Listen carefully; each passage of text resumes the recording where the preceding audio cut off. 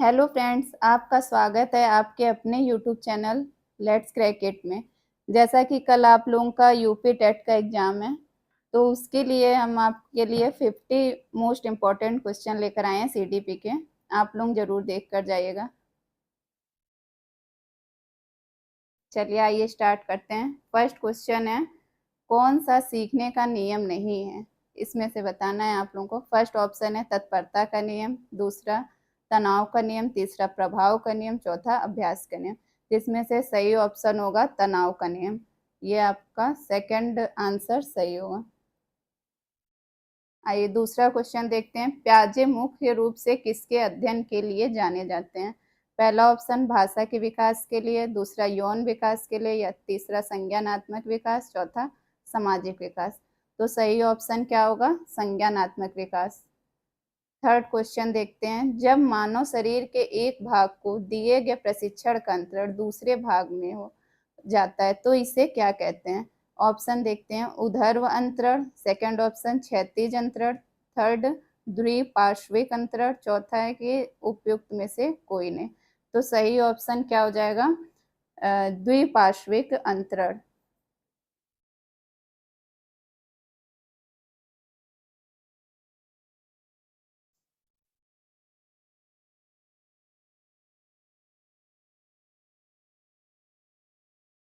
Fourth fourth question देखते हैं। दिए हुए प्राप्तांकों के समूह में जो प्राप्तांक बहुधा सबसे अधिक बार आता है उसे क्या कहते हैं?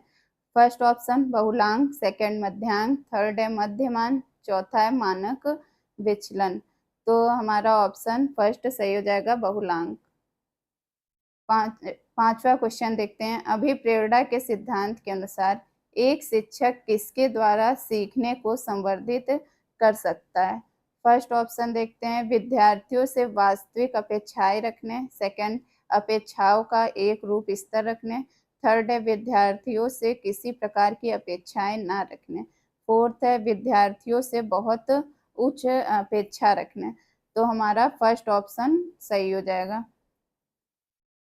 क्या हो जाएगा? विद्यार्थियों से वास्तविक अपेक्षाएं रखना। विकास शुरू होता है, ऑप्शन है हमारे पास उत्तर बाल्यावस्था से, प्रसव पूर्व अवस्था से, शैशवावस्था से, फोर्थ है पूर्व बाल पूर्व बाल्यावस्था से। तो हमारा सही ऑप्शन हो जाएगा सी, शैशवावस्था से। सेवेंथ क्वेश्चन देखते हैं। बहुविध बुद्धि सिद्धांत के अनुसार सभी प्रकार के पशुओं, खनिजों और पेड़ पौधों को पहचानने और वर्गीकृत करने की योग्यता क्या कहलाती है? आइए ऑप्शन देखते हैं। तार्किक गणितीय बुद्धि, सेकंड है प्राकृतिक बुद्धि, थर्ड भाषिक बुद्धि, फोर्थ है स्थानिक बुद्धि। तो हमारा सही ऑप्शन क्या हो जाएगा? प्राकृतिक बुद्धि। एट्थ क्वेश्चन देखते हैं। अधिकांश व्यक्ति अधिकांश व्यक्तियों की बुद्धि औसत होती है। बहुत कम लोग प्रतिभा संपन्न होते हैं और बहुत कम व्यक्ति मंद बुद्धि के होते हैं। यह कथन किसके प्रतिस्थापित सिद्धांत पर आधारित है? तो ऑप्शन देखते हैं। बुद्धि और जातीय विभिन्नताओं, सेकंड है बुद्धि के वितरण, थर्ड है बुद्धि की वृद्धि, फोर्थ ऑप्शन है बुद्धि और लैंगिक विभिन्नताओं। तो हमारा ऑप्शन बी सही हो जाएगा, बुद्धि के वितरण। आइए नाइन्थ क्वेश्चन देखते हैं। प्याजे और वैगोत्स्की के अनुसार एक रचनात्मक कक्षा कक्ष में अधिगम होता है कैसे? ऑप्शन देखते हैं। शिक्षार्थियों द्वारा स्वयं सृजित किया जाता है जो एक सक्रिय भूमिका निभाते हैं, सेकंड ऑप्शन शिक्षक द्वारा पुनर्बलन किया जाना, थर्ड है शिक्षक द्वारा लिखवाया जाता है, तथा शिक्षार्थी निष्क्रिय मात्र कर्ता होते हैं, फोर्थ ऑप्शन है उद्दीपक तथा अनुक्रिया के जोड़ से होता है। तो हमारा ऑप्शन ए सही हो जाएगा। शिक्षार्थियों द्वारा स्वयं सृजित किया जाता है जो एक सक्रिय भूमिका निभाते हैं। क्वेश्चन नंबर 10th देखते हैं। निम्न में से कौन सा आधारभूत सहायता का एक अच्छा उदाहरण है जिसका आशय है समस्या समाधान को तब तक सीखना जब तक शिक्षार्थी स्वयं ना कर सके?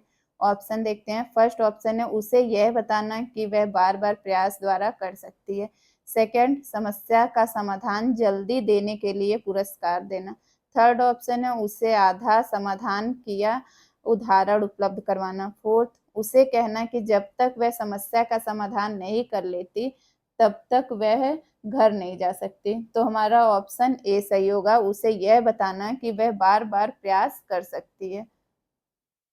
11th क्वेश्चन देखते हैं। आपकी कक्षा में सीखने की विविध शैलियों वाले बच्चे हैं, उनका आकलन करने के लिए आप उन्हें ऑप्शन देखते हैं। पहला ऑप्शन है कार्यों और प्रशिक्षणों के एक समान सेट देंगे। सेकंड, समान अनुदेश देंगे तथा उसके बाद बच्चों द्वारा परीक्षण में प्राप्त को अनुसार उनकी नामित करेंगे। थर्ड ऑप्शन देखते हैं, विविध प्रकार के कार्य और प्रशिक्षण देंगे। फोर्थ, प्रशिक्षण पूरा करने के लिए एक समान समय देंगे। तो हमारा ऑप्शन सही कौन सा होगा? सी, विविध प्रकार के कार्य और प्रशिक्षण देंगे, परीक्षण देंगे। आजकल बच्चों की गलत धारणाओं को वैकल्पिक धारणाएं कहने की एक प्रवृत्ति है, इसे कहा जा सकता है। फर्स्ट ऑप्शन, पहचानना कि बच्चे सोच सकते हैं और उनकी सोच प्रौढ़ों से भिन्न होती है। बच्चों की समझ में सूक्ष्म भेद करना और उनका अपने सीखने के प्रति निष्क्रिय रहना। थर्ड ऑप्शन है कि बच्चों की गलतियों की व्याख्या के लिए मनोहारी शब्दों का उपयोग करना। फोर्थ, बच्चों को उनकी सोच में प्रौढ़ों के समान मानना। तो हमारा सही ऑप्शन क्या हो जाएगा कि बच्चों की गलतियों की व्याख्या के लिए मनोहारी शब्दों का उपयोग करना। आइए क्वेश्चन नंबर 13 देखते हैं। शिक्षक बच्चों को सृजनात्मक विचारों के लिए प्रोत्साहित कर सकता है। ऑप्शन, उन्हें बहुविकल्पी प्रश्न देकर, उन्हें बहुविकल्पीय उत्तर देकर, उन्हें उत्तर कंठस्थ करने के लिए कहकर। फोर्थ ऑप्शन है उनसे प्रत्यास्मरण आधारित प्रश्न पूछकर। तो हमारा ऑप्शन डी सही हो जाएगा, उनसे प्रत्यास्मरण आधारित प्रश्न पूछकर। 14 क्वेश्चन देखते हैं। विशेष आवश्यकताओं वाले बच्चों से व्यवहार करने के लिए निम्नलिखित दार्शनिक दृष्टिकोण में से किसका अनुसरण किया जाना चाहिए? ऑप्शन है, उन्हें किसी प्रकार की शिक्षा की आवश्यकता ही नहीं होती। सेकंड ऑप्शन है, उन्हें समावेशी शिक्षा का और नियमित विद्यालयों में अध्ययन करने का अधिकार प्राप्त है। थर्ड, उन्हें पृथक करें, उनकी शिक्षा किसी भिन्न शैक्षिक संस्थाओं में होनी चाहिए। फोर्थ, उन्हें केवल व्यावसायिक प्रशिक्षण दिया जाना चाहिए। तो हमारा सही ऑप्शन क्या हो जाएगा? उन्हें समावेशी शिक्षा का और नियमित विद्यालयों में अध्ययन करने का अधिकार प्राप्त है।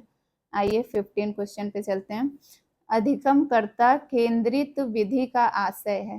पहला ऑप्शन है वे विधियां जहां अधिगम में अधिगमकर्ता की अपनी पहल तथा प्रयास सम्मिलित होते हैं। सेकंड, उन्हें विधियों का अपनाना जिनमें शिक्षक मुख्य कर्ता होता है।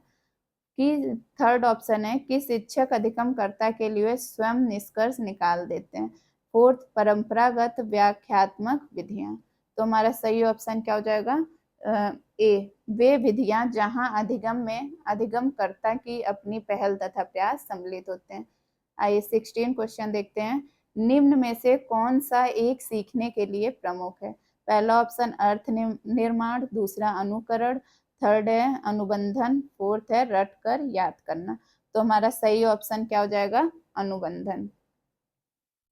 17 नंबर देखते हैं।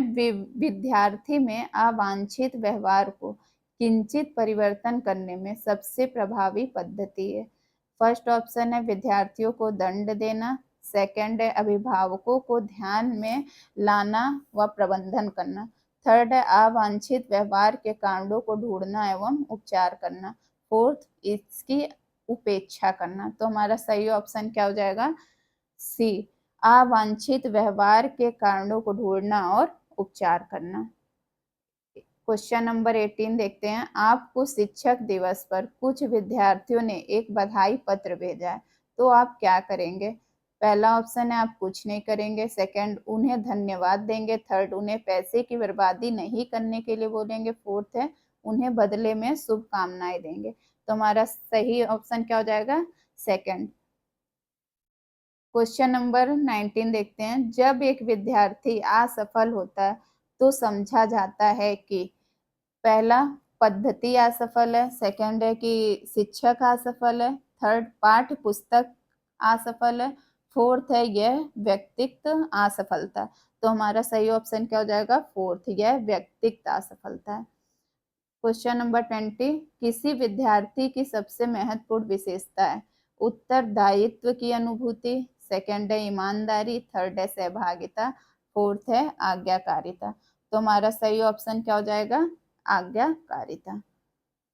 आप किसी कक्षा में पाठ पढ़ाते हैं और एक विद्यार्थी विषय से असंबद्ध एक प्रश्न पूछता है, तो आप क्या करेंगे? उसे असंबद्ध प्रश्न पूछने की अनुमति देंगे, उसे असंबद्ध प्रश्न पूछने की अनुमति नहीं देंगे, उसे गैर अनुशासित समझकर दंडित करेंगे, कि कक्षा के बाद प्रश्न का उत्तर देंगे। तो सही ऑप्शन क्या हो जाएगा हमारा? डी, कक्षा के बाद प्रश्न का उत्तर देंगे। क्वेश्चन नंबर 22, बुनियादी स्तर पर मातृभाषा में शिक्षा देना बेहतर है क्योंकि यह होता है।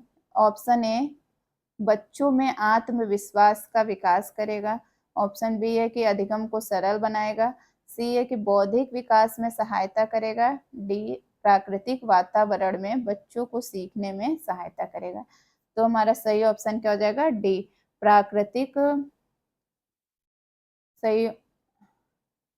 प्राकृतिक वातावरण में बच्चों की सीखने में सहायता करेगा। श्याम पट पर लिखते समय महत्वपूर्ण क्या है? सबसे महत्वपूर्ण बताना है कि श्याम पट पर लिखते समय क्या है। पहला है कि अच्छी लिखावट, बी ऑप्शन है कि लेखन में स्पष्टता होनी चाहिए, सी बड़े अक्षरों में लिखना, डी है छोटे अक्षरों में लिखना। तो हमारा सही ऑप्शन क्या हो जाएगा? बी, लेखन में स्पष्टता होनी चाहिए। क्वेश्चन नंबर 24, आपकी कक्षा में एक छात्र देर से आता है तो आप क्या करेंगे?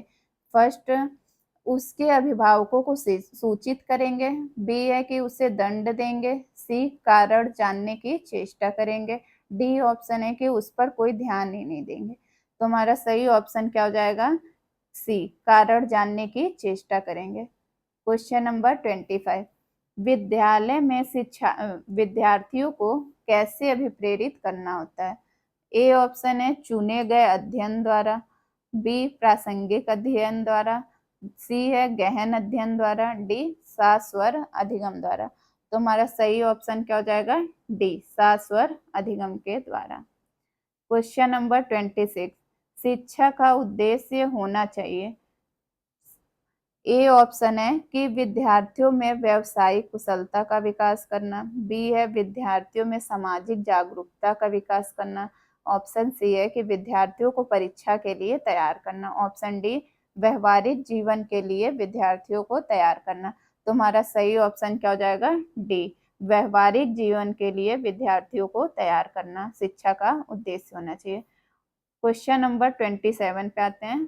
थॉर्नडाइक का सिद्धांत निम्न में से कौन सी श्रेणी में आता है? ऑप्शन ए व्यवहारात्मक सिद्धांत, ऑप्शन बी संज्ञानात्मक सिद्धांत, ऑप्शन सी है मनोविश्लेषणात्मक सिद्धांत, ऑप्शन डी इनमें से कोई नहीं। तो हमारा ऑप्शन ए सही हो जाएगा। क्वेश्चन नंबर 28, सीखने के वक्र किसके सूचक हैं? ऑप्शन ए सीखने की प्रगति के सूचक हैं, ऑप्शन बी सीखने की मौलिकता के सूचक हैं, ऑप्शन सी है कि सीखने के गत्यात्मक स्वरूप के सूचक हैं, ऑप्शन डी सीखने की रचनात्मकता के सूचक हैं। तो हमारा ऑप्शन ए सही हो जाएगा, सीखने की प्रगति के सूचक हैं। क्वेश्चन नंबर 29, व्यक्तित्व का सामाजिक अधिगम सिद्धांत किसने दिया था? बंडूरा और वाल्टर ने, ऑप्शन बी डॉलर्ड और मिलर ने, ऑप्शन सी है कार्ल रोजर्स ने, ऑप्शन डी है यूंग ने। तो हमारा ऑप्शन ए सही हो जाएगा, बंडूरा और वाल्टर ने। क्वेश्चन नंबर 30, मिरर ड्राइंग परीक्षण निम्न में से किसके मापन हेतु प्रयुक्त होता है? ऑप्शन ए व्यक्तित्व के लिए, ऑप्शन ए है कि अधिगम के लिए, ऑप्शन बी बुद्धि के लिए, ऑप्शन सी नैतिकता के लिए। तो हमारा सही ऑप्शन क्या हो जाएगा? सी, बुद्धि के लिए।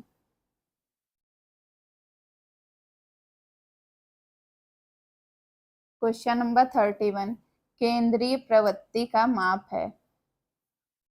ऑप्शन ए प्रसार क्षेत्र, ऑप्शन बी है माध्यिका, ऑप्शन सी है औसत विचलन, ऑप्शन डी है मानक विचलन। तुम्हारा सही ऑप्शन क्या हो जाएगा? ऑप्शन बी माध्यिका जो है वो केंद्रीय प्रवृत्ति का एक माप है। क्वेश्चन नंबर 32, निम्न में से कौन शेष से भिन्न है बताना है। TAT, option B 16 PF, option C cloud picture test, option D है हमारा ड्रॉ ए मैन टेस्ट। तो इसमें सही ऑप्शन हो जाएगा बी 16 PF। क्वेश्चन नंबर 33, विकासात्मक कार्य के प्रत्यय के प्रतिपादक थे। Option A Hollingworth, option B है हैवीहर्स्ट, ऑप्शन सी जीन प्याजे, ऑप्शन डी है हाल। तो हमारा सही ऑप्शन हो जाएगा बी हैविंगहर्स्ट। क्वेश्चन नंबर 34 पे आते हैं, सृजनशीलता की पहचान हेतु किसने सृजनात्मक चिंतन परीक्षण का निर्माण किया है? ऑप्शन ए मैरीफील्ड ने, option B Torrance, option C Cole एवं ब्रूस ने, ऑप्शन डी है केंट ने। तो हमारा सही ऑप्शन क्या हो जाएगा? बी हो जाएगा टोरेंस। आते हैं हम लोग 35 क्वेश्चन में, अधिगम के प्राथमिक नियम में से एक है। तो अधिगम का प्राथमिक नियम में से एक कौन सा है? पहला बताना है, ऑप्शन है अभिवृत्ति का नियम, सेकंड है प्रभाव का नियम, थर्ड समानता का नियम, फोर्थ है सहचारी अंतरण का नियम। तो अधिगम के प्राथमिक नियम में से कौन सा एक है? प्रभाव का नियम। निम्न में से किसमें अन्वेषण के उधर उपागम का उपयोग किया जाता है? फर्स्ट ऑप्शन है केस अध्ययन, सेकंड प्रयोगीकरण, थर्ड है सर्वेक्षण, फोर्थ है अंतर्दर्शन। तो ऑप्शन ए सही हो जाएगा केस अध्ययन। जब व्यक्ति का एक परिस्थिति का अधिगम किसी दूसरी परिस्थिति में उसके सीखने तथा निष्पादन को प्रभावित करता है तो उसे क्या कहते हैं? ऑप्शन ए है चिंतन, ऑप्शन बी स्मृति, ऑप्शन सी अधिगम का अंतरण, ऑप्शन डी है बौद्धिक विकास। तो ऑप्शन सी सही हो जाएगा अधिगम का अंतरण। क्वेश्चन नंबर 38, संज्ञानात्मक विकास निम्न में से किसके द्वारा समर्थित होता है? फर्स्ट ऑप्शन है हमारे पास जितना संभव हो उतनी आवृत्ति से संगत और सुनियोजित परीक्षाओं का आयोजन करना। बी है उन गतिविधियों को प्रस्तुत करना जो पारंपरिक पद्धतियों को सुदृढ़ बनाती है। सी एक समृद्ध और विविध वातावरण उपलब्ध कराना। डी सहयोगात्मक की अपेक्षा व्यक्तिगत गतिविधियों पर अधिक ध्यान केंद्रित करना। तो ऑप्शन सी सही हो जाएगा एक समृद्ध एवं विविध वातावरण उपलब्ध कराना। क्वेश्चन नंबर 39, निम्न में से कौन सी पूर्व संक्रियात्मक विचार की एक सीमा नहीं है? ऑप्शन ए ध्यान केंद्रित करने की प्रवृत्ति, ऑप्शन बी है प्रतीकात्मक विचार का विकास, ऑप्शन सी अहमन्यता, ऑप्शन डी है अनुत्क्रमणीयता। तो हमारा ऑप्शन बी सही हो जाएगा प्रतीकात्मक विचार का विकास। क्वेश्चन नंबर 40 पे आते हैं, एक स्वस्थ शरीर में स्वस्थ मन का बसना ये किसने परिभाषित किया है? ऑप्शन ए है Thomson, option B Pestalozzi, option C है जॉन स्टुअर्ट, ऑप्शन डी है अरस्तु। तो हमारा सही ऑप्शन हो जाएगा ऑप्शन डी अरस्तु। क्वेश्चन नंबर 41, बताना किस महीने की परिपक्वता में बच्चा पहला कदम चलने लगता है? ऑप्शन ए 5th से 6 महीने में, ऑप्शन बी है 10th से 12th महीने में, ऑप्शन सी है 4th से 5 महीने में, ऑप्शन डी है 0 से 2। तो इसमें सही ऑप्शन हो जाएगा बी। क्वेश्चन नंबर 42, किशोरावस्था के संबंध में कौन सा कथन सही है? ऑप्शन ए काल्पनिक श्रोता किशोरों का एक विश्वास है कि दूसरे लोग भी उनके प्रति उतने ही ध्यानाकर्षित होंगे जितने कि वे स्वयं हैं। ऑप्शन बी है किशोरों में अद्वितीयता का बोध उन्हें यह सोचने के लिए प्रेरित करता है कि कोई भी व्यक्ति उनको या उनकी अनुभूतियों को नहीं समझता। ऑप्शन सी व्यक्तिगत दंत कथाएं प्रायः किशोरों की डायरी का भाग होती हैं। ऑप्शन डी क्या है? उपयुक्त सभी। तो हमारा सही ऑप्शन क्या हो जाएगा? उपयुक्त सभी। क्वेश्चन नंबर 43, प्रेरणा एक स्थिति है। ऑप्शन पहला है कि मनोवैज्ञानिक, ऑप्शन बी क्या है, भौतिक, ऑप्शन सी प्राकृतिक, ऑप्शन डी खंडित। तो हमारा सही ऑप्शन क्या हो जाएगा, ए, प्रेरणा एक मनोवैज्ञानिक स्थिति है। 44, मनोवैज्ञानिकों के अनुसार निम्न में से किस विधि द्वारा मूल प्रवृत्तियों में परिवर्तन लाया जा सकता है। ऑप्शन ए सहसंबंध, ऑप्शन बी मार्गांतरीकरण, ऑप्शन सी है विलयन, ऑप्शन डी नवीनीकरण। तो ऑप्शन बी जो है मार्गांतरीकरण करके मूल प्रवृत्तियों में परिवर्तन लाया जा सकता है। क्वेश्चन नंबर 45, अभ्यास के अधिगम पर प्रभाव के एक प्रयोग में अधिगम होना। ऑप्शन ए स्वतंत्र चर, ऑप्शन बी परतंत्र चर, ऑप्शन सी अन्य चर, ऑप्शन डी है स्थिर चर। तो सही ऑप्शन क्या हो जाएगा, बी, परतंत्र चर। क्वेश्चन नंबर 46 देखते हैं, सीखने के पठार के निराकरण के लिए क्या नहीं करना चाहिए। ऑप्शन ए सीखने वालों को प्रेरित और प्रोत्साहित करना चाहिए, ऑप्शन बी सीखने की अच्छी विधि का प्रयोग करना चाहिए, ऑप्शन सी है उसे दंडित करना चाहिए, ऑप्शन डी इनके कारणों का अध्ययन करना चाहिए। पूछा है सीखने के पठार के निराकरण के लिए क्या नहीं करना चाहिए, तो उसे दंडित करना चाहिए, ये हमारा ऑप्शन सी, ये निगेटिव पूछा गया तो इसलिए ऑप्शन सी सही होगा। क्वेश्चन नंबर 47, सामान्यीकरण के सिद्धांत को किसने अग्रसारित किया था। Option A Tolman, option B Skinner, option C है फ्रायड, ऑप्शन डी दे रखा है चार्ल्स यूड। तो 47 का ऑप्शन क्या हो जाएगा, चार्ल्स यूड। 48, निम्न में से किसका सूत्रपात गेस्टाल्ट मनोविज्ञान से हुआ है। ऑप्शन ए इकाई योजना, ऑप्शन बी दे रखा है शिक्षा योजना, ऑप्शन सी सूक्ष्म शिक्षा योजना, ऑप्शन डी मूल्यांकन साधन। तो सही ऑप्शन क्या हो जाएगा, ए इकाई योजना। क्वेश्चन नंबर 49, निम्न में से शिक्षण एवं अधिगम के सबसे उपयुक्त तरीके कौन से हैं। क्वेश्चन ऑप्शन है फर्स्ट, बच्चों से यह अपेक्षा की जाती है कि वे चुप रहें और शिक्षक को सुने। ऑप्शन सेकंड दे रखा है कि बच्चों को विकसित होने के लिए बहुत से अवसर दिए जाने चाहिए। ऑप्शन 3 दे रखा है कि अधिगम के प्रति सकारात्मक भाव उत्पन्न करने के लिए अंतःक्रिया एवं गतिविधि को बनाया जाए। तो 49 का क्या हो जाएगा, जो सी ऑप्शन होगा, सेकंड और थर्ड दोनों सही है। बच्चों को विकसित होने के लिए बहुत से अवसर दिए जाने चाहिए, और थर्ड क्या दे रखा है, अधिगम के प्रति सकारात्मक भाव उत्पन्न करने के लिए अंतःक्रिया एवं गतिविधि को बनाया जाना चाहिए। क्वेश्चन नंबर 50 देखते हैं, वह विधियां जिसके प्रयोग से विद्यार्थियों की स्वपहल व प्रयास शामिल है, निम्न में से किसका उदाहरण है। ऑप्शन ए निगमनात्मक विधि, ऑप्शन बी है अधिगमकर्ता केंद्रित विधि, ऑप्शन सी है परंपरागत विधि, ऑप्शन डी क्या है, अंतर व्यक्तित्व बुद्धि। तो सही ऑप्शन क्या हो जाएगा, बी अधिगमकर्ता केंद्रित विधि। क्वेश्चन नंबर 51, यदि एक बच्चा धीमा सीखता है तो यह अपव्ययी कारक है, किसका बताना है। ऑप्शन ए दे रखा है शिक्षण विधियां का, ऑप्शन बी समय और पैसे का, ऑप्शन सी पैसे और सामान का, ऑप्शन डी क्या है, समय और ऊर्जा का। तो हमारा सही ऑप्शन क्या हो जाएगा, ऑप्शन ए शिक्षण विधियां का। क्वेश्चन नंबर 52, ये हमारा लास्ट क्वेश्चन है आज का। FCDS कार्यक्रम के आयु समूह के सभी बच्चों के लिए उपयुक्त है, बताना है। ऑप्शन ए 0 से 6 वर्ष, ऑप्शन बी क्या है 6 to 10 वर्ष, फिर सी क्या है ऑप्शन 0 से 10 वर्ष, ऑप्शन डी 10 वर्ष के ऊपर। तुम्हारा सही ऑप्शन क्या हो जाएगा, 0 से 6 वर्ष। ये हमारा लास्ट क्वेश्चन था।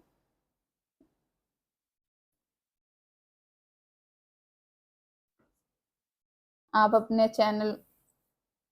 अपने YouTube चैनल को लाइक और सब्सक्राइब करना ना भूलिएगा।